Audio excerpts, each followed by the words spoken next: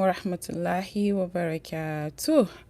So I am on live today, and I am coming on live because I was on live 2 days ago to do a book recommendation video, live video, and it went the other side. Okay, it wasn't really I think YouTube or something, maybe my network or YouTube was something was going on, so I wasn't able to do the video as I wanted and as people would benefit. Some of it were cut off, some of it there isn't any voice. Okay, there wasn't any audio coming on, so you can let me know if you can hear me. If you are watching me, please let me know so I wouldn't be talking to myself, and also I wouldn't be talking so nobody hears me. Okay, so today's topic is the same topic that I did earlier. That's 2 days ago about the books. The books to read, inshallah, this Ramadan. So I gave the books, I recommended the books, I showed the books, but some of it, like I said, there wasn't audio. So I want to do it all over again. If you catch this video or you catch the first video, you can watch that video and get all the information that I have there. I have beautiful, beautiful information over there. But again, this is going to be like a quick summary of what I spoke about the books, the rest of the books, just in case anybody is interested. Okay. So the first book, like, of course, I wouldn't go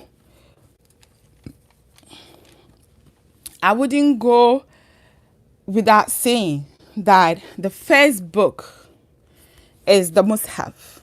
Okay, whether I like it or not, whether you like it or not, the first, actually, this is not a book, but we tend to forget. A lot of the time, we tend to forget that the Quran is a responsibility on us. It's a responsibility on us to recite it, to connect with it, to make it our daily habit, to connect and reflect and understand the words of Allah, understand the meanings of the words of Allah, and connect with Allah through the Quran. So a lot of the times, especially when we are younger, we always tell ourselves when we get older, a little older, because I remember when I was in the middle school, I always tell myself, and some of my friends will be saying when they get a little older, they will be reading this, they'll be doing this, you have a little bit of freedom.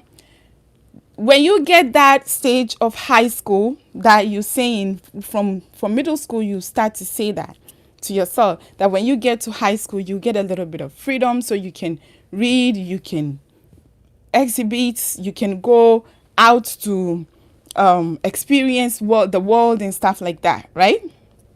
You can have your own friends, you can do a whole lot of things. You get to that stage and it's not there. You won't experience that. Whatever you expected from your middle school, you don't experience it when you get to high school, right? Things become hard. Studies become hard. You get too occupied. And then when you are in high school, you start telling yourself, when you get to college, you will do this and this and this.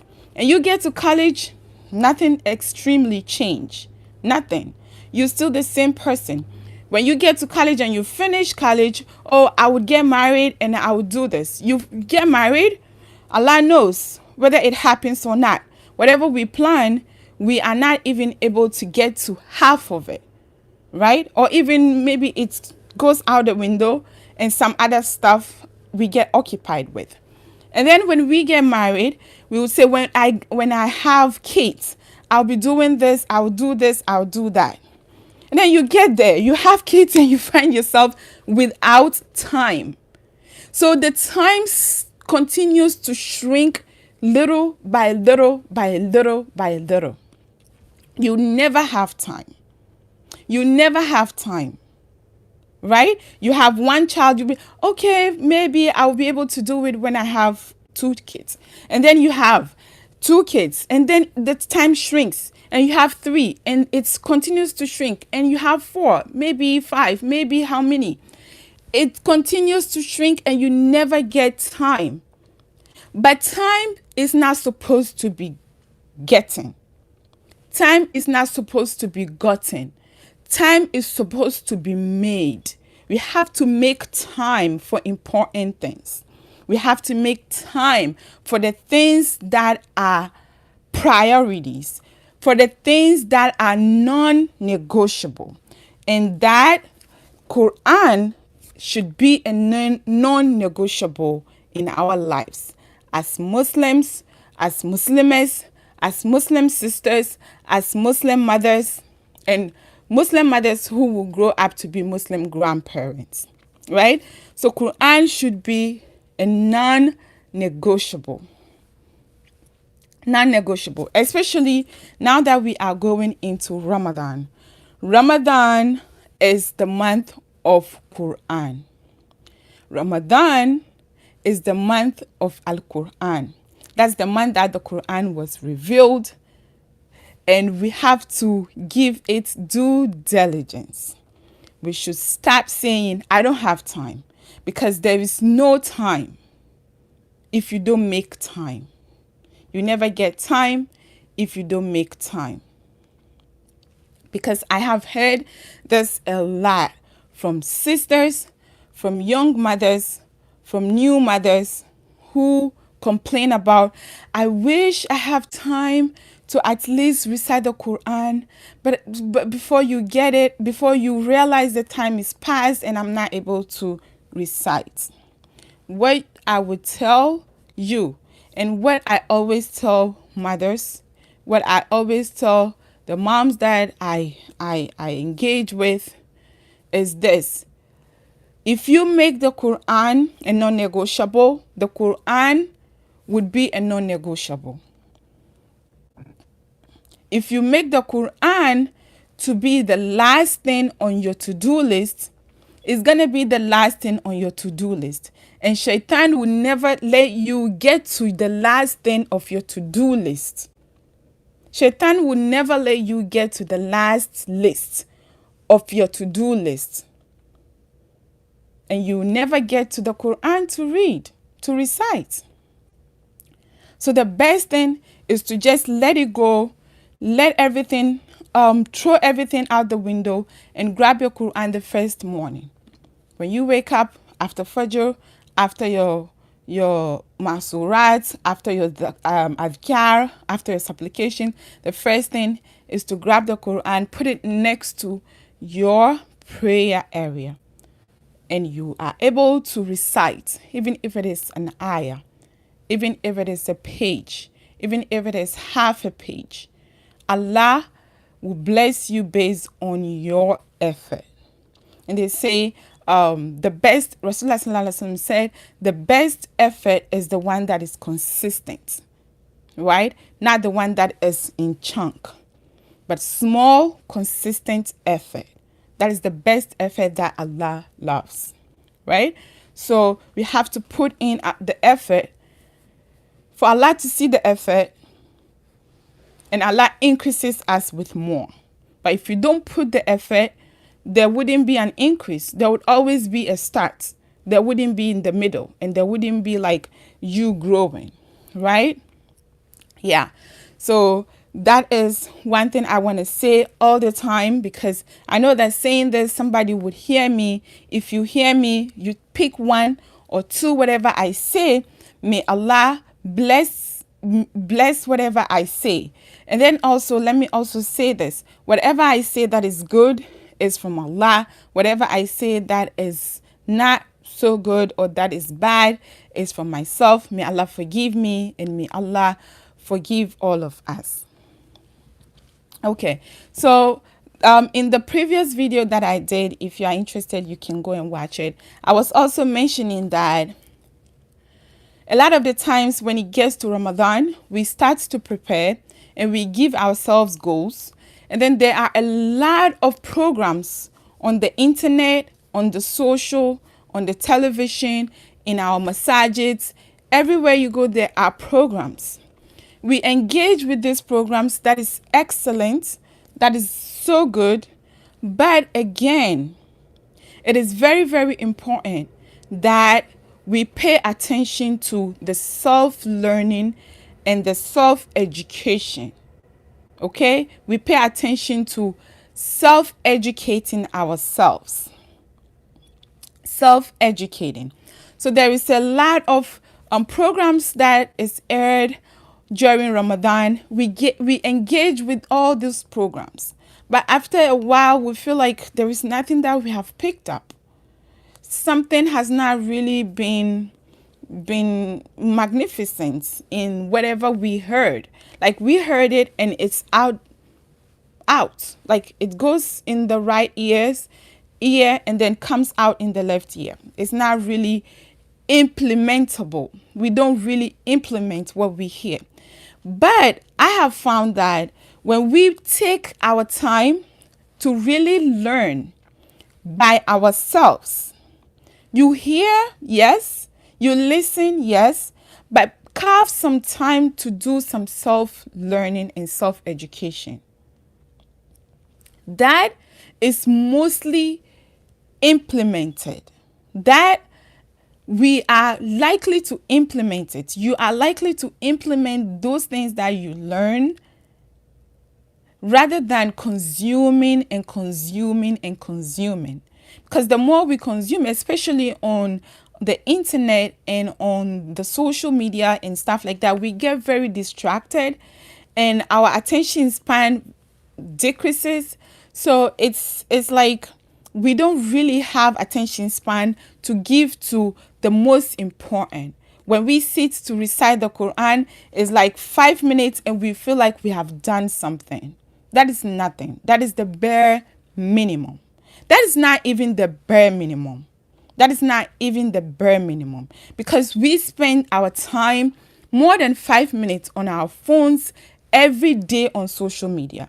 We spend our time more than an hour every day on Instagram, on YouTube, like we're doing right now, on Facebook. We are like bees, right? Hopping from one flower to the next, to the next, to the next. I'm saying that because I have been there. I have been there. And if you take priority to only one social media platform, there is everything you need there. If you take only priority to Instagram, just stick to it and learn what you're supposed to learn. Do what you're supposed to do, but give yourself boundaries. Give yourself boundaries on how many hours you want to spend over there, how many people you want to check out, what the music even that is playing in the background of all the videos. You have to pay attention to all of those things because they accumulate. They accumulate and become bigger and bigger and bigger. So the more we do that, the more we become desensitized with the harsh impact of those things, right? So inshallah, for me, inshallah, this time in Ramadan, inshallah, in the next 2 weeks, when Ramadan gets here, I am not going to engage with a lot of media programs. I will not be engaging with a lot of media programs, even though there are khutbahs, there are nasihahs, there are seminars, there are a whole bunch of it. I'm not going to engage. I have been doing that for quite some few years. This time, I won't do that. I want a different experience. I want the experience that I will be alone, just me and my Rabb. If my kids are there, I engage them with stuff. My spouse will also be engaged in his activities. and I will be engaged with only myself, my Rabb, and my Quran and the books that I want to learn from. And this goes out to you as well. If you don't have any plan for Ramadan, you don't have any prep for Ramadan, you are not even there thinking about what you want to do or how you want to do it, just pause. Pause for a little bit, for 5 minutes, and listen to what I am saying, what I said earlier. For me, I am not going to engage in this activity. Is that you? Is that something that you want to also do? Is that something that you also want to embark on? Try as much as possible to reassess it and see if you really also want to just detox yourself from even all of those information are beneficial knowledge. Yes, they are, but I'm not saying that they are not. I'm saying that your self-learning is better in Ramadan. And then also, because those platforms, a lot of the platforms that are there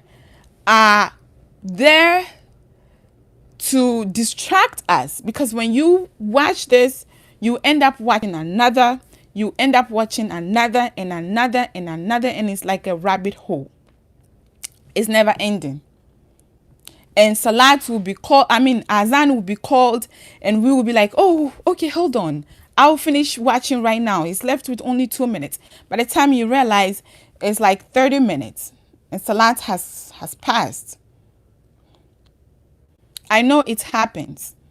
Initially, when Ramadan starts, in the first week, it's like everybody is really, really, really concentrated with what we have to do, getting closer to Ramadan, getting closer to Allah, and being the best we can be. But then after like the first week, there's a slump, the Ramadan slump. Okay, so I've been there, and that's something that I am ashamed of, and I'm learning, and I have learned through it, and I don't want to do that again, and I have refrained from there. And inshallah, if that is you right now, you can also learn from what I'm saying and just reassess yourself, reassess where you are, and try as much as possible. If you are the kind of person who does not have a lot of boundaries with the internet, with the social media, this is the time to start thinking about how you can just shut off your phone, shut it off, just boom. During the day, you don't have anything to do with it. Even if you have the smartphone, like iPhone, for instance, it gives you option to go in and limit the time that you want to engage with your phone. Not even with the social media or the apps on your phone. Your phone in general. So you can try that. You can go to your settings and then check that. Your phone in general is gonna all go off until the time that you set it for. And the only thing that is active, that will be active, is your text message and your calls. And then even your calls, you can put airplane mode, and you don't have to hear anybody call you. You're very, very concentrated and connected. The only thing is you, your Rabb, and the books that you are reading, and the Quran that you are reciting until a little bit of time. If you try that and it does not work for you, come back for me, because I have tried it and it's tremendously, amazingly worked for me. Yes, because that is our fitra. Our fitra is supposed to be, we consume a little and we learn much. But something is changing nowadays. We are consuming much and we are learning a little. And that's very, very not so good. And as parents, as women, we need to like really go back, because we are bringing up our children, and if our attention span is like decreasing, what are we going to give to our children? So our children's attention span will be even decreased than the way we have, right? So we have to like really go back and think about it, reassess and adjust. Okay, right. So that is just by the way, or that is not just by the way, that's important. Yeah, it's important topic, and it's important conversation to be carried.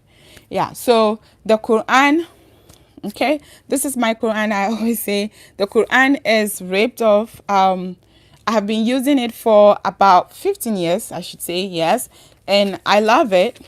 And because I'm very, very used to it, I love it. So the Quran is the first book that I'm recommending. And yeah, try as much as possible to not rely on your phone as well. Not rely on your phone to listen to the audio. Not rely on your phone too much to listen to the audio. Not rely on your phone too much to recite the Quran. There are better options from the phone. There are better options from the phone. So if you are watching me and you, as a woman, I know that there are times, Muslim women, there are times that we are not able to carry the Quran, the Mus'haf, the full Mus'haf itself. That is the red zone time, okay?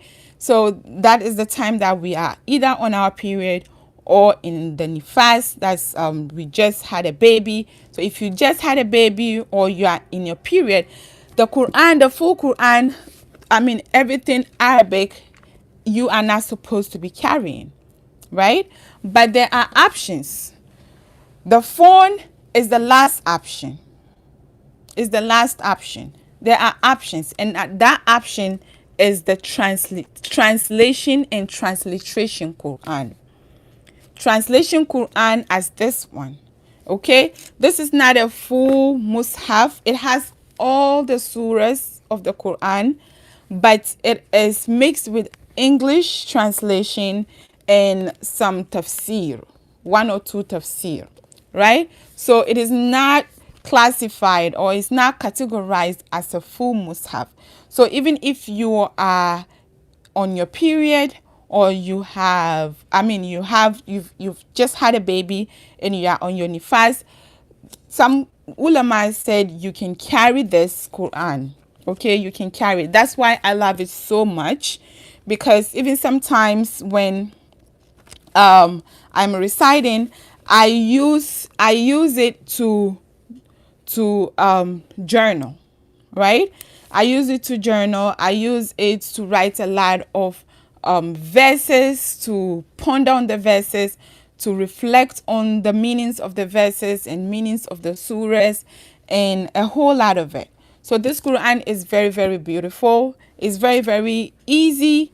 There are two types, I think. There is the smaller size and the bigger size. This one is the smaller size, and I mean smaller size as in the font.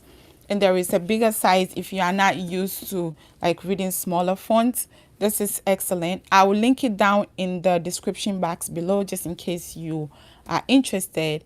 You can grab it, or if you have another that you can use as well. So very, very important. Yeah, and like I said, I have made a video already, but that video that do not have volume. They don't have audio in it. Some half part of it don't have audio. So if you catch the video, I have a lot of information in the video. The part that has audio has wonderful information there, so you can watch it. I'll link those videos too in the description box when I'm done with this live. Okay, so this Quran is a marvelous Quran. It is Quran that you can use when you are in your period, when you are in nifas, that's Lokia, and you don't have any reason, you don't have any excuse to say, I don't have to carry the Quran, the full Quran. I'm not carrying the full Quran, so you are not connecting with Allah. You don't have any reason for that. Okay? Even after Ramadan, okay? Even after Ramadan, you need to go back.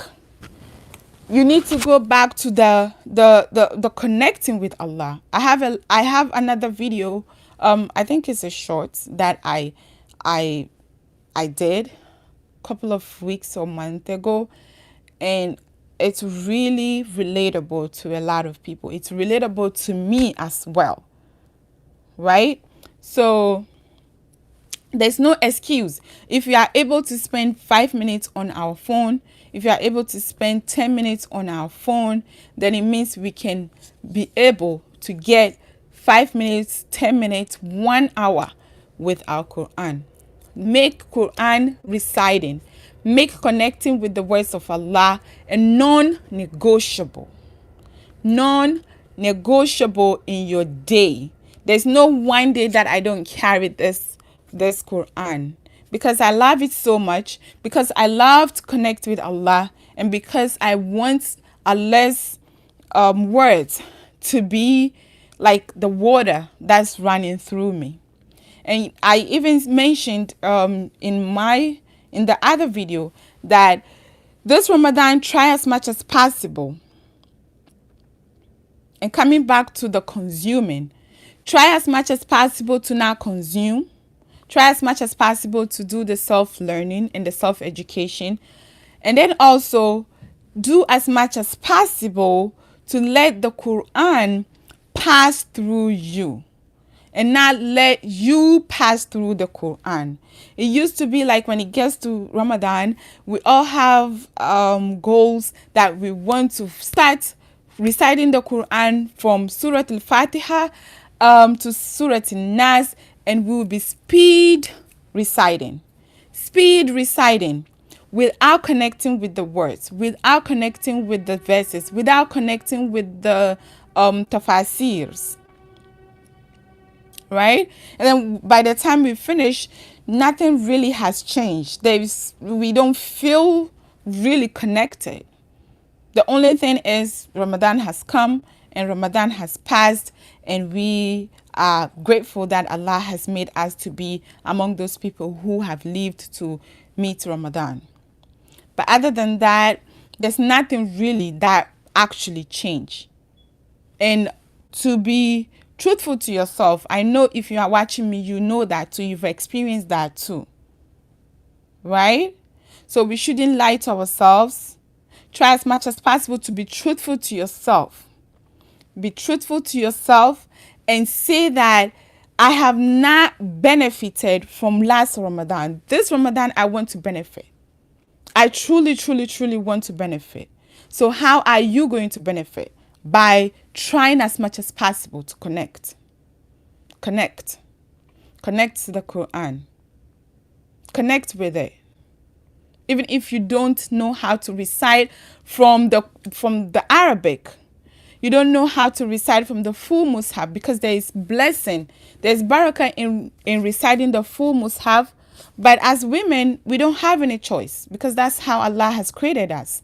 We don't have any choice. So if we are not in the state of carrying or reciting from the full Mus'haf, we are always in the state of carrying the transliteration or the translation Quran. And that brings me to the next suggestion or the next recommendation, this clear Quran. So the clear Quran is only the translation Quran. There's no Arabic in it.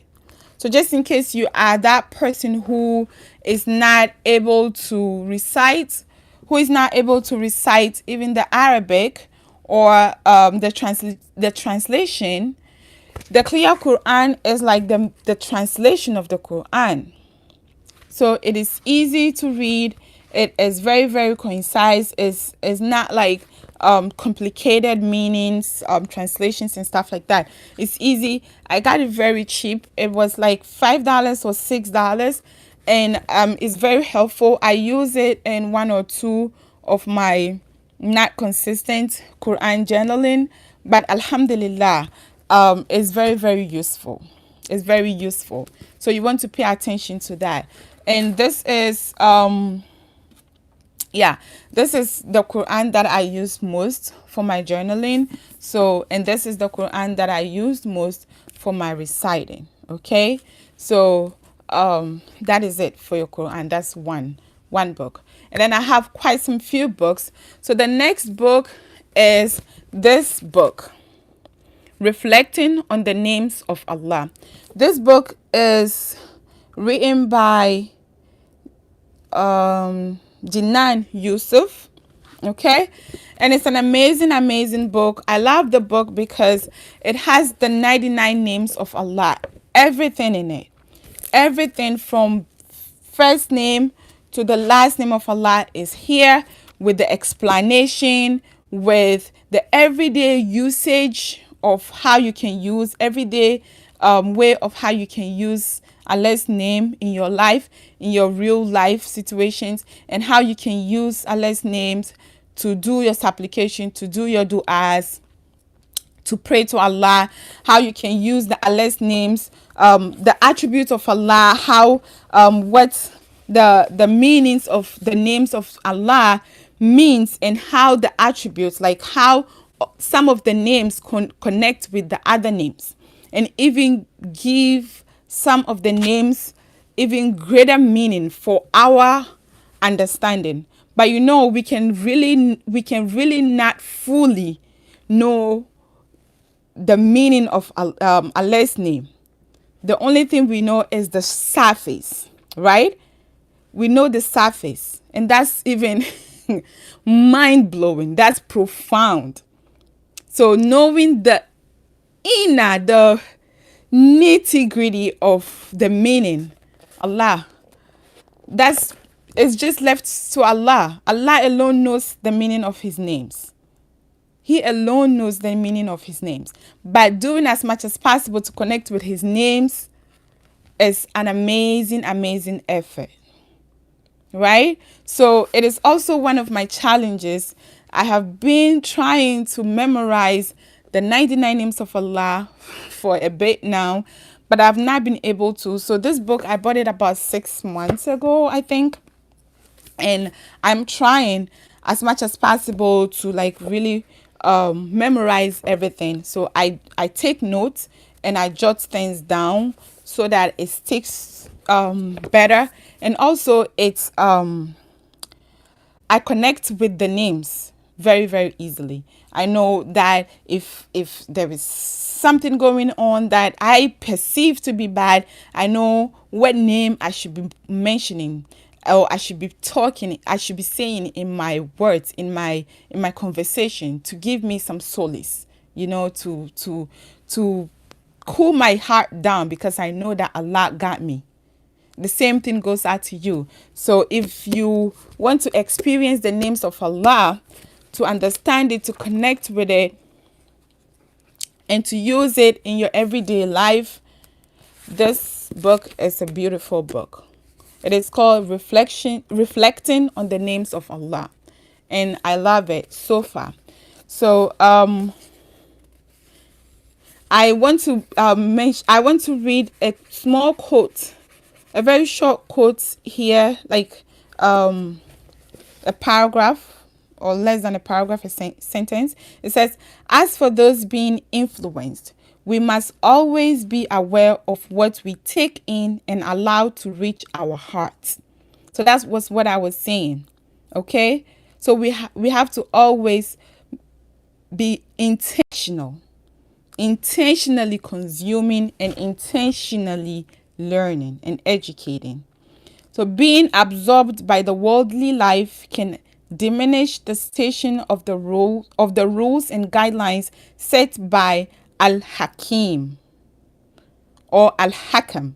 That's what I'm saying. So they will relate the words. So Al-Hakim, Al-Hakam, they'll put the names of Allah that seem like they are the same, but they are really not the same. in our hearts, and we should seek knowledge and be in good company in order to be aware of what God has decreed. Yeah, so this is the book for you. And reflecting on the names of Allah is a beautiful book that you can also get this Ramadan, okay, to do the self-learning and intentionally consume, intentionally engage, and not really like just anything that is thrown at you, you grab it. And I was saying also in the previous video that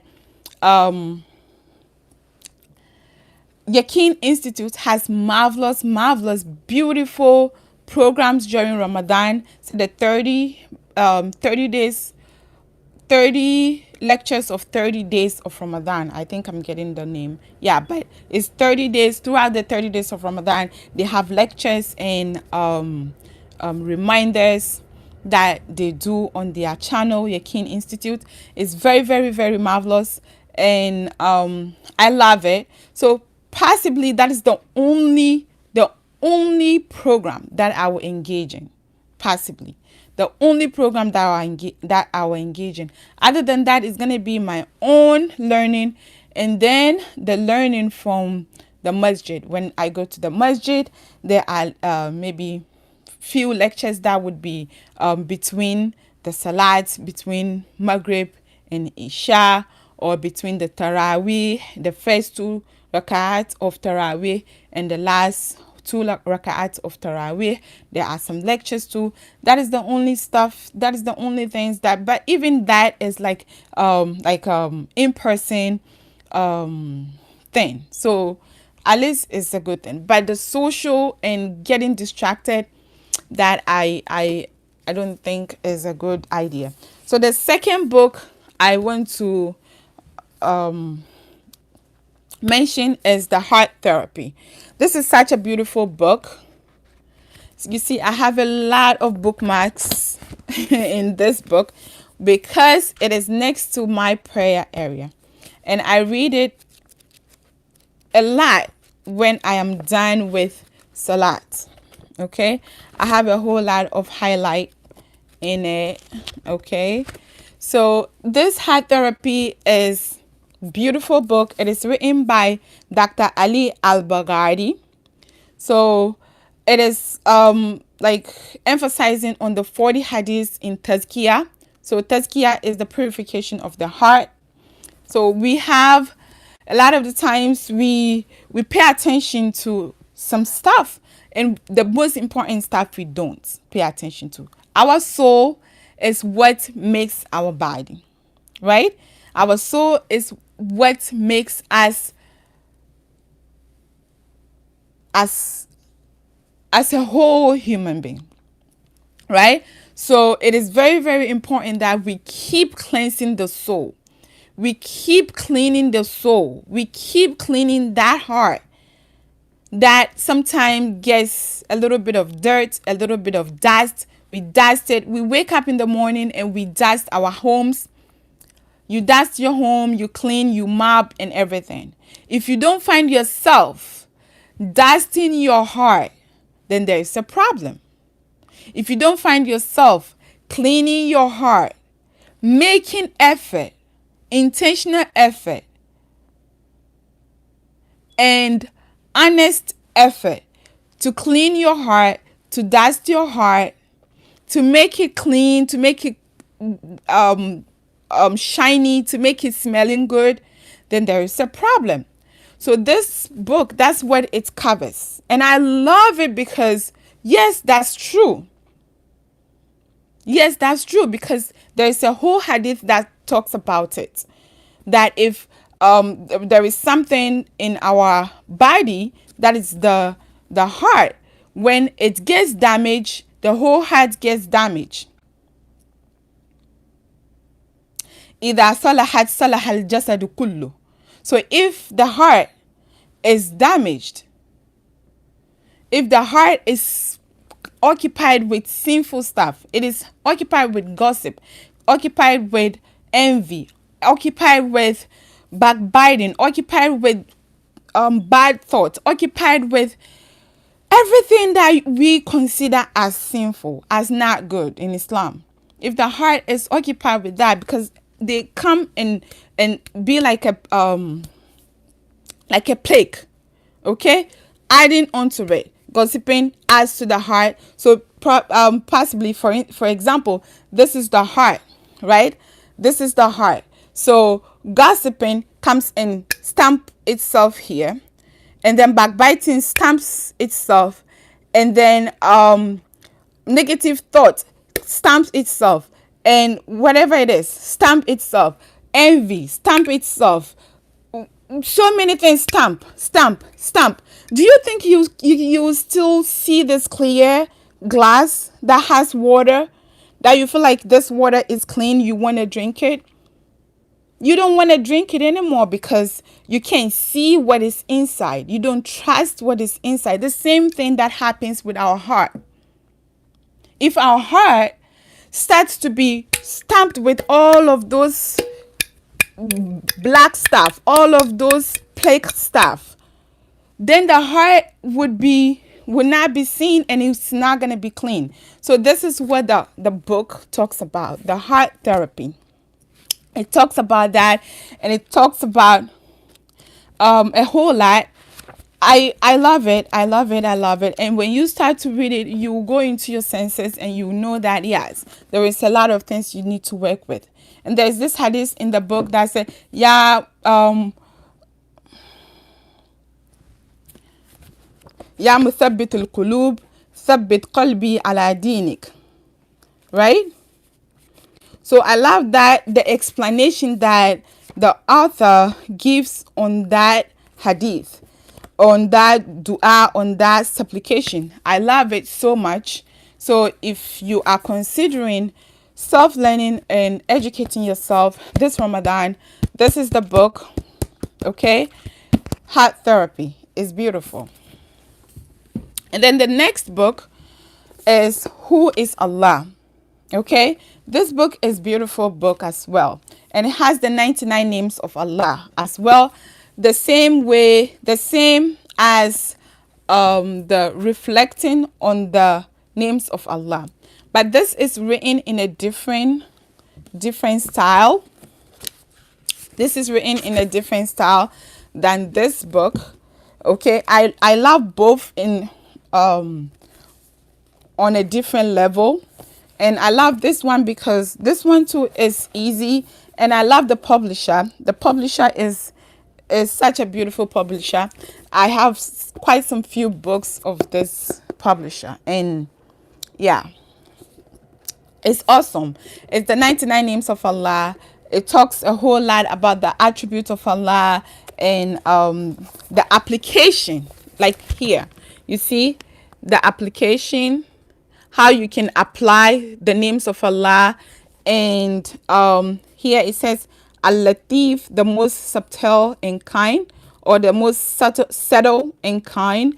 So here you see, so, and then it gives you example of, and then it gives you the tafsir, right? And it gives you example of how you can apply the name of Allah into your dua. So I think it's beautiful book, okay? And if you are interested, you can get this book if you don't have it yet. It's another beautiful book that you can put in your list, and I will link all the books down below. I think some of the books I don't have the links to Amazon, but if you can check, you can check on Islamic bookstores online to get those books. Yeah. So the next book is this book. This book, okay? This is Hisnul Muslim, okay? Hisnul Muslim. I know a lot of people have it. It's also called the Fortress of the Muslim, okay? The Fortress of the Muslim. It is basically like supplications, the dua for waking up, dua to say after the first salat, dua to say when you finish eating, dua to say when you are intimate with your wife or your spouse, dua to say when you are leaving the home, dua to say when somebody praises you, dua to say when somebody is deceased, dua to say when somebody gives birth or when you give birth. A whole bunch of it is here, and it's a translation version, so it has the English and the Arabic, but it's not a transliteration. I think the one that it says the Fortress of the Muslim is a transliteration one. It has the Arabic and then the transliteration, the direct pronunciation of the dua in English form, and then it has the translation, that is what the dua means.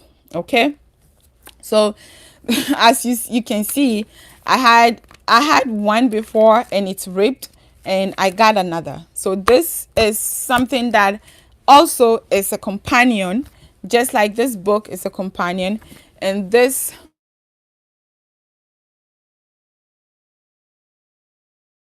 and is also a companion. And my special mushaf is, this is not even it's, yeah, so yeah. And I know that a lot of, it's our responsibility, okay, just as it's a responsibility for you to eat. If you don't eat, you will get sick. If you don't eat, you won't be able to survive. It's the same thing with Quran. You have to treat Quran the same way. If you don't recite Quran in the day, if you don't pick up your Quran, dust it off wherever it is, you recite it in the day or multiple times in a day, then you should start to feel like you are sick. You should start to feel like you are not feeling well. Okay, because it's our responsibility. It's something that runs through us. If we make it to run through us, it will. Okay, so yeah, you hear me emphasizing on it because yeah, I know that this is the time that a lot of people complain about. They don't have time, and alhamdulillah rabbil alamin, alhamdulillah rabbil alamin, alhamdulillah rabbil alamin, that Allah has made it easy for us to be Muslims, so we don't have to take it for granted. We don't have to take it for granted. Okay, if you find yourself a Muslim and you have something to go to every day to have some beautiful feeling out of it, to have hope. People who have money, they have wealth, they have family, they have everything. They don't have Quran. They don't have Quran. So they are wandering around in the world like a wild fish. They pick up meditation from India. They pick up fasting from Chinese. They pick up what from Africa. They pick up this from this, and they bring it together and they sell it to us, and we take it. We take it and we buy it. They sell it to us and we think it's, or they say it's meditation. We've been having meditation in Quran long time ago. They say meditation. We've been having meditation in the books of Islam long time ago. They say it's intermittent fasting. We've been having Ramadan. How many times? How long? We don't pay attention to those things. Beautiful things that we have, just as Africa. Africa has beautiful, beautiful resources. It is when the white people came into Africa and took all of our stuff from our own hands and brought it to them, and they make us to create those things for them, and they will be making those money. That is when we know that, we have something. Now we can't have it back because we've given all to them. Same thing. If you have the Quran, this is the time we have to carry our Quran so close to our heart. We don't have to let it go. Because these people who are wandering around, when they get to understand what is in the Quran, Allah gives them the guidance. You will see how they will be like grabbing it. And we've seen it. Nowadays, we see a lot of it happening, right? So you find yourself as a Muslim. That is the greatest thing that we can have in Islam. I mean, right? The greatest thing that we can have. So we don't have to play with it. We don't have to play with it. This Ramadan, renew your intention, make an effort to, at least before it gets to Ramadan, it's 2 weeks to Ramadan. Try now from today. Now is the time to start praying to Allah, making dua. Allah, please allow me to connect with your Quran this Ramadan, and then I should continue all through the year, and then the next Ramadan, and then the next Ramadan. Please, Allah, allow me to connect. Please, Allah, allow me to connect with your words. That's what we're supposed to be doing. Not thinking about all of those other stuff, engaging with too many things that we consume, and then after that we are not able to implement, right? Okay, so coming back to the next book. The next book is The Children Around the Prophet. This book is a beautiful book. It's easy read. It's not a lot of pages, and it's a beautiful book. If you are a mother, you are a parent, this book is a book that you should keep in your home and start reading. Okay, keep it in your home, start reading, so that it's so that you get acquainted with the way Prophet Sallallahu Alaihi Wasallam connected with the children, the younger folks around him. The way he treated the younger folks, the way he responded to them, the way he talked to them. Okay, so this is The Children Around the Prophet by Hashim Al-Awadi. So I'm not sure if I'm pronouncing the name right, but you get the point. Okay, if you are a parent and you are not really looking into Islamic books, looking into Islamic parenting books to get information to help you, support you to parent, because this channel is about that, right? This channel is about moms and pregnancy and nutrition and postpartum and everything. So that's why I'm emphasizing on that as well. So if you are a parent and you are not outsourcing into the Islamic parenting books, then I don't know what you are doing. You have to try and strive to read books that relate to Prophet Sallallahu Alaihi Wasallam, how he related with children, how he spoke with children, not too screaming, not too shouting, speaking with respect, lowering his voice, lowering himself to the level of the child, and all of that. Very, very important. Relating with the child is not like the father figure and the child figure. So the father is the authority and the child is the subordinate, and whatever the child wants, boom, what are you looking for? No, it shouldn't have to be that. There should be a relationship between parents and children. A healthy relationship for that matter. Not just any relationship like a friendship. No, because we have our limits. In Islam, everybody has his limits, right? So this book talks about that a lot. And I love this book, especially because I have younger children, and also because I work with moms and I pick up one or two and I speak about it. Okay, so I'm going to read a little, maybe a short sentence, just as I did earlier. It says, practical tips, how to build your child's faith and creed. Nowadays, that's what all of us are striving for. Okay, that's what a lot of us are striving for. Our faith. Okay, so it says the first point is teach your child about Allah and the meaning of La ilaha illallah in a simple yet remarkable way. That's the first thing. And it's the second point. It says tell him why Allah created us. And I didn't create the jinn. So in court, and I didn't create the jinn and humankind except to worship me. So that's the main reason why Allah created us. So if you start teaching children what's Allah, teaching children the love of Allah, then expect them to grow up to love us. Expect them to grow up to love us.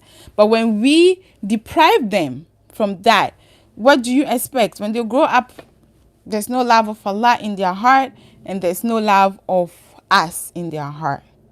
Okay? And yeah. So that is the book, Children Around the Prophet. Okay. The next book is Women Around the Messenger. Women Around the Messenger. Okay. This is also one of my favorite books because, first of all, I'm a woman. Second of all, I am using the women around the prophet, okay, may Allah be pleased with them all, to be my role models, so I can transfer the knowledge and the implementation of the what they have done, what I have learned from them, to transfer it to my children and the children of my brothers and the children of the community and the children of my sisters, and then also the moms that I work with and I engage with, right? So these women, Fatima radiallahu anha, Aisha radiallahu anha, Khadija radiallahu anha, Asma radiallahu anha, all of those all of those women, profound women, are those women that we have to learn from, take as our role models, right? Our role models, so that we can learn from them how they nurtured their children, how they engaged with their husbands, and how they engage with their husband, Rasulullah sallallahu alaihi wasallam, and how they engage with their father, Rasulullah sallallahu alaihi wasallam. And there's a lot to learn from this book. Even the story of Khadija, the wife of the first wife of the Prophet sallallahu alaihi wasallam, is like a whole topic on its own. Okay, so this book is marvelous book. It's an amazing book. Even if you are a man, okay, it's just amazing. You read it so that you will be better. You would better your marriage with your wives or your wife. You would better your marriage with your wife. You would better your relationship with your sisters, right? And we also learning from them that it also makes us to even love the prophet even better, because it tells us, this book tells us about how the Prophet ﷺ related with his wives, related with his children, related with his grandchildren, related with the women around him. And that even creates a lot of love, that we begin to even know him better and love him better, inshallah. So the Women Around the Messenger is such a great book for sisters. If you are interested, this Ramadan, this is a must-read book. Okay, inshallah. So the next book is The Productive Muslim. I've had this book for a little bit now, and The Productive Muslim is such a beautiful book as well. It is written by Muhammad Faris. Muhammad Faris, I think he has a website, theproductivemuslim.com, and it has some courses. And I actually bought this from him. Okay, I have to get a frame for it. And this is like a map. It's like it says is the timetable of Prophet Muhammad sallallahu alaihi wasallam, how he treated his day, nap time, lunch time, before noon, zuhur time, asr, after asr, after maghrib, how he treated his time. Okay, so before fajr, all his what he does, just as we also have like to-do list. This time I have to do this time I have to do this time I have to do this. All the to-do lists, if there is no connection with Allah to do on your to-do list, forget it. Try to make to-do list that revolves around the identity of being a Muslim and the identity of being a woman, as a mother, as a sister, and how you can improve. Yeah, inshallah.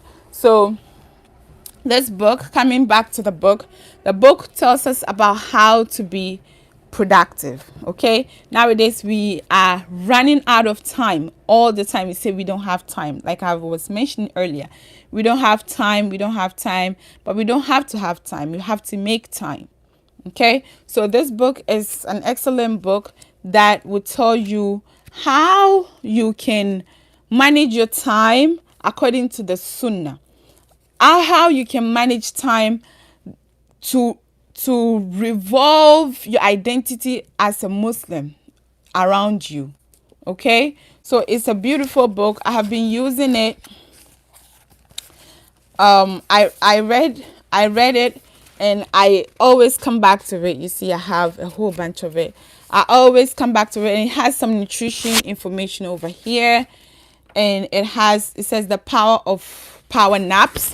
It encourages us to take a nap, because taking a nap in Islam is sunnah. Rasulullah sallallahu alaihi wasallam used to take naps. Okay, and it's also on this map over here. Alhamdulillah. So The Productive Muslim is also an awesome book. It's beautiful. You can keep yourself busy with reading this, and to help you manage your time. And that is also something that I am also working on truly, because I want to make use of every minute of my time towards developing myself better in the cause of Allah, inshallah. So may Allah make it easy for all of us. So the other book, before I get to this one, this is beautiful book too. The Timeless Seeds of Advice. It is called Timeless Seeds of Advice. This is not a book. It is not a book of like essays and discussions and how to do's and what to do and all of that. No, this is just what he says. He says Timeless Seeds of Advice. It's just a whole collection of advice, a whole collection of sayings in Islam and advice from the ulamas, and sometimes the ulamas, sometimes the Prophet sallallahu alaihi wasallam, sometimes the sahabas. Okay, so it has a whole bunch of short advice. Okay, and I love it because it quickly reminds you of certain things that are important. So I'm going to read some stuff that I highlighted here. I bookmarked. It says, it's on page 69. It says, the beauty of our religion is that the reward is dependent on the sincerity of our trying and not in the attainment of the result. So trying, when you go back to what I was saying earlier on this video, I said Allah is happy. Allah loves when we try consistently, right? He loves when we try consistently. Small but consistent deeds are beloved to Allah. So this is almost the same thing. It says the beauty of our religion is that the reward is dependent on the sincerity of our trying. So when you try and you give your effort, and not in the attainment of the result, and not when like you want to like really speed recite the Quran when it's Ramadan, and then when it's after Ramadan, you are nowhere to be found in the masjid. You are nowhere to be found with the Quran. After Ramadan, your Quran is back in the is it backyard or in your lower level where you store your stuff. No, it has to be consistent, right? So, and reading of your books and learning and stuff like that, it has to be consistent. So that's what this page of the book is telling us in Timeless Seeds of Advice. And it says, Umar bin al-Khattab radiallahu anhu reported the Messenger of Allah sallallahu alaihi wasallam as saying, actions are to be judged only by the intentions, and a man will have only what he intended. Innamal a'mal binniyat. So what you intend is what you get. What is your intention for this Ramadan? This Ramadan, you want to finish up the Quran quick, and write it in your book that you finish? No. Your intention is to connect with the Quran. Read as much as possible. Recite as much as possible. Do the tafsir. Really put yourself in and make the Quran pass through you like the water, like the food, like the air that runs through you. And now you passing through the Quran. Okay? Now you passing through the Quran and you are reciting speed like that. No. But you allowing the Quran to pass through you. May Allah help us all. So, and then the next page that I have, it says, I'm going to just read very quickly. It says, he replied, I understand. Okay, so someone asked Al-Hassan al-Basri, what is the secret to your piety? And he replied, I understood 4 things. First, I understand that my rizq, provision, sustenance, decreed by Allah subhanahu wa ta'ala, cannot be taken by anyone. So my heart becomes content. And the second, I understand that no one can do my actions, that's worship, for me. So I started doing them myself. The third, I understand that Allah is watching me. So I became ashamed to do wrong. And the fourth, I understand that death is waiting for me. So I started to prepare for my meeting with Allah. May Allah grant us this understanding and the ability to act according to it. Ameen, Ya Rab. Ameen. So, wonderful book. It's a whole bunch of advice, and that's beautiful. Read.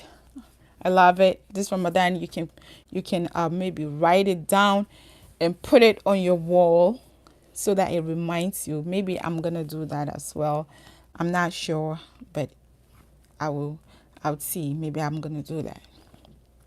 And then the next book is The Prayers of the Pious. This book is written by Dr. Umar Sulaiman, who is the CEO, I think, who is the head of the Yaqeen Institute. And Prayers of the Pious is a small but mighty book.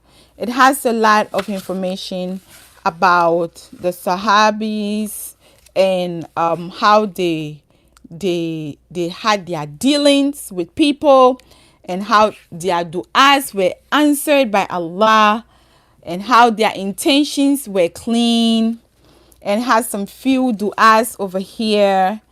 And I love that it is very durable. Okay, I was fighting with my daughter, my little daughter.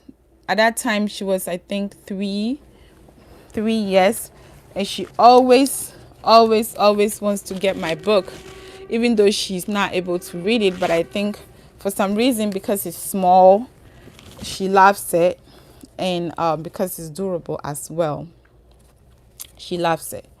Okay, so this book, it says on page 24, it says, your beautiful veil. And it talks about a dua. It says, oh Allah, veil us with your beautiful veil and place beneath that veil what will please you from us. Ameen, Ya Rab. Okay, so it has this kind of du'as, and then it explains who said this dua, who someone at the door. Who said this dua? What the instances were when the person said this dua, and how Allah answered the dua. So this book is a beautiful book as well. It's very small. It's small. It's pocket size, and you can carry it when you are going to the masjid or when you are on your way to the doctor's office or anywhere, and it's not bulky. So the last but not the least is this book. Okay, actually, I wanted to give a bonus book. I'm not going to talk a lot about it. It's Khadija, the mother of history's greatest nation. It is written by Fatima, Sister Fatima Barakatullah. It's a beautiful book as well. I think this book is written with younger folks in mind, but the storyline is for both younger folks and adults. Okay, it's such a beautiful book about Nana Khadija, the first wife of the Prophet Sallallahu Alaihi Wasallam, and it talks a whole lot about her dealings, her business, how she did her business, how she carried herself before she met Prophet Sallallahu Alaihi Wasallam, and how a little bit about her motherhood journey, a little bit about how a little bit about everything in her life. Okay, so this book is good. Not too much to talk about, but just in case you have younger, like you have girls, maybe around the age of 8 or 9 and above, it's a good book for them, and it's also a good book for you. I bought it because I wanted to read the story of Nana Khadija radiallahu anha in the aspect of business. Okay, because I want to know a little bit about Islamic business. Okay, how she did her business before she was married to the Prophet, and then how she continued her business after she got married to the Prophet, and the Prophet Sallallahu Alaihi Wasallam took over her business, and he was seeing over the business. Okay, so I wanted to learn about that. That's why I got this book, and I think it's really serving me right. Okay, because honesty is important, transparency is important in Islam, and may Allah help us to be transparent with our business, with our homes, with our family, with the people around us as well. So the last book that I have to say, then I call it a day, is this book. This is not really the book. It's not really a book. It is a notebook that I have. Okay, so like I was saying, you must get a book. It's recommended. I highly recommend for you to get a book if you are not already doing this, to get a book and write a whole bunch. Like these ones are the Quranic verses that I'm writing, and the tafsir, some of the tafsirs that I am learning, like the reflection and the journaling, and then also like the Quranic du'as that I want to also compile for my Ramadan. So in Ramadan, inshallah, I want to use a lot of du'a from the Quran. Okay, so I'm writing these stuff down so that when Ramadan comes, I will use these du'as as my du'a list. So I'll be reciting, and when I'm done, I would recite my own du'as as well. My own du'as, like freestyle reciting, saying my own du'as. But this is my way of like compiling my dua list for Ramadan. So if you are interested, please get a notebook and start going through the Quran, reading the Quran. So that's even one way to get encouraged to read the Quran. reading the Quran and then jotting some notes down wherever you see that there is a Quranic verse that is related to what you want to ask Allah for. You write it down, and the attributes of Allah as well. Like when you say you see a whole lot sometimes we see Allah saying Allah is all knowing, all forgiving, Allah is almighty, all of those things. Allah is the provider and the sustainer. All of those things, you can write it down and use it as your point of dua, right? Use it as a point of dua and calling Allah by all of these attributes. Allah, you are the provider. Allah, you are the sustainer. Allah, you are the wise, the most wise. I want to be wiser. Give me the ability to be able to be the leader of my family. Give me the ability to know my instinct, because when we are women and mothers, for instance, we need motherly instincts to be able to know, especially when you are pregnant, to know that there's something going on. I really need to ask for help, or I really need to work on this. This baby is not good. This baby is good. And you really know that there's something going on with my body. I'm not feeling well. Oh, there is this. I need to do this. Right. So the motherly instinct is very, very important. So we have to always ask Allah.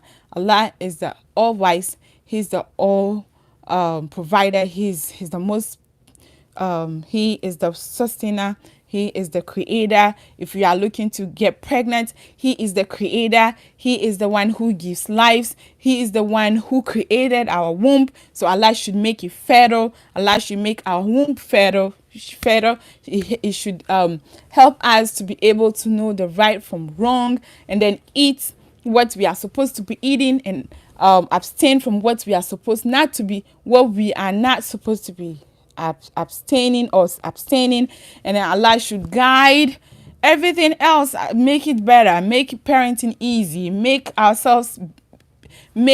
to also respect our parents, because we are also becoming parents. We want our children to be respectful to us, so we have to also be respectful to our parents, right? So all of those things. So that's why I have the notebook that I am writing all my dua list in this notebook. And inshallah, when it gets to Ramadan, I open it and I recite all the pages before I bring my freestyle dua, inshallah. So that's all that I have for you. Yeah, it's a marathon today. I tried as much as possible to be on it to cover everything. So inshallah, I hope this is helpful. If you find it helpful, please share it with others so others can also benefit. People who need to hear these kind of informations, these videos can get to them. Okay? Beneficial knowledge can get to them. So I hope to see you next time, inshallah. If you have not subscribed yet, please don't forget, hit the subscribe button, as you subscribing helps this channel to tell YouTube that a lot of people are interested in the information that we are sharing here. So it's going to show it to the people who actually need it, not showing it to the people who don't need it, because there are so many people on this platform, and the right people, sometimes the right information don't get to them, but gets to the wrong people, and those people make mockery out of the information, and that we don't want, right? So you subscribing, you liking, you sharing to the right people means the right people get the information. May Allah help you. May Allah help us all, and help us to renew our intention. Our intention should be solely for His